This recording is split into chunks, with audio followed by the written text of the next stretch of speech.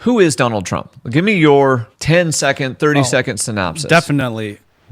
A successful businessman, New Yorker, pro-capitalism. He's a former president, knows a lot of people. Bingo. A lot of business people, Yep. well connected in the financial industry, and now is kind of becoming an American hero of sorts to certain people. Of course, there's some people that just won't ever sign up for that, but that's what I think about. And I actually thought about this the other day after this happened, because the opposite's happening in the business world, right? Stocks, Yes. crypto, Yes. all spiking up. Like this Yes. morning, I even saw, it's like, why is the stock market hitting all-time highs right now? Yes. And I thought, you know what? It's people believe in the businessman if he gets back into office. That's why I was thinking about, what does Trump represent?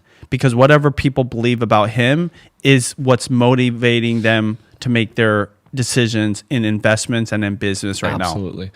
Where did Trump make his money? Well, I think a lot of it was New York real estate and marketing too. Yeah. Because his name is licensed out. Bingo. The money was started in real estate, and then, of course, yes, made it in marketing and things like that. And so what I look at when I look at this is we have a pro-businessman, we have a pro-real estate guy, we have a capitalist guy, we have a U.S.-centric individual. In other words, I want manufacturing at home. I'm even going to put up some tariffs, which could be very inflationary, against other countries, and I'm going to do that. And then I went on X, aka Twitter. I went on Facebook. I scrolled through the news feeds. I wanted to get the feeling of what's happening. Here's the feeling. A vote for Donald Trump is a vote for your pocketbook, for higher wages, for less inflation, for getting back to a good economy. A vote for Biden right now, and I'm just telling, this is not my opinion. I'm giving you what, like a synopsis of the headlines, is I want higher inflation, continuous government spending, and I don't believe things would get better with the other candidate. I think that's why it's pushing so hard in his direction. So for us, for our audience, the big thing I want you to hear is we have a pro-real estate individual who made the start of their fortune in real estate, getting into office right now at a time when the economy is transitioning. Real estate itself, as the economy started transitioning, what happened was the Federal Reserve massively raised interest rates to cool inflation. What happened to real estate? Well, the doomers, all the people who wanted prices to drop, said the market's going to crash and prices are going to drop because they don't understand supply and demand.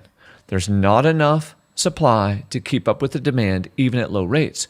But real estate did go into a recession. But it went into a different recession. It went into a transaction-based recession. So the level of transactions real estate is doing right now is below, we're going to trend below 4 million because, we hit about 4.2. It's slowing down again right now. So we're going to be below 4 million. So this is the same level of transactions we were doing in the Great Recession. What year? Depends on where you're looking at it. But it's basically 2010, 11, and 12 are kind of all about the same. And how many transactions were happening? Below 4 million? Yes, right around 4 million. Got it. transactions. So we're around that same time. So we're around that same. Now, the market peaked out at like 6.4 million transactions. So the recession did happen. Boom, we lost all of that. Why?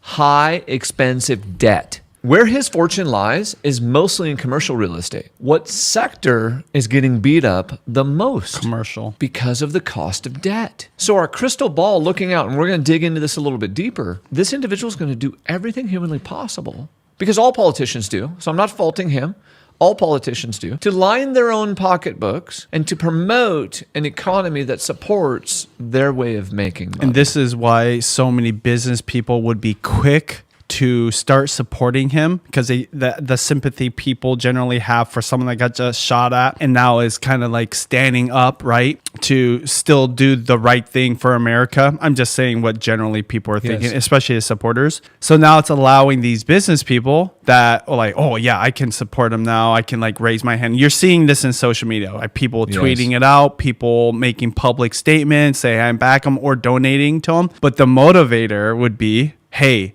it's highly likely this guy is going to get into office. he's going to be good for commercial real estate, good for maybe real estate in general, good for the economy, or at least that's what they think. Who knows what's going to actually happen? And then also, this is like kind of maybe a little bit off the notes here, but they're like, the writing is on the wall. If he's going to be president, I better be buddy with him. I got to go bet on the winning horse. Well, yeah, no, I'm just saying, like, I don't want to be on his bad side, because you know what it's like to be on his bad side. So I think strategically, you have to ask yourselves, like, if you know for sure he's going to be the commander in chief, it's better to support not only the winning horse, but not the losing side that gets the, that gets the bad end of the stick. No, I totally get this, and the idea here is it's not only the businessman, it's the average American, because their pocketbooks are being so pinched right now because of high prices and wages. They just want to change.